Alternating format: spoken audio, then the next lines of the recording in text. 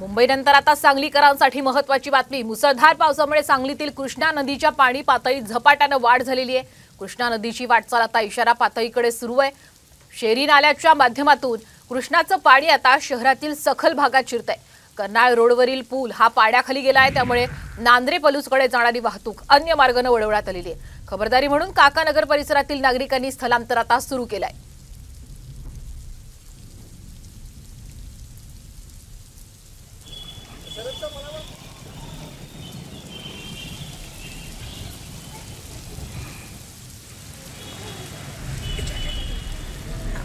सांगलीतून आता कोल्हापुरात जाऊयात। कोल्हापूर जिल्ह्यामध्ये मुसळधार पाऊस सुरू आहे। शहरातील कुंभार गल्ली, शाहूपुरी या परिसरातील नागरिकांच्या घरात पाणी शिरलंय, त्यामुळे घरातील साहित्याचं मोठ्या प्रमाणात नुकसान झालंय। कोल्हापूरमधील पंचगंगा नदी देखील धोक्याच्या पातळीवर पोहोचलेली आहे। दरम्यान पंचगंगा नदीमध्ये पूरस्थिती कायम आहे। धोक्याच्या पातळीवर पंचगंगेतून पाणी वाहत असल्याचं दिसतंय, तर जिल्ह्यातील 88 बंधारे हे पाण्याखाली गेलेत।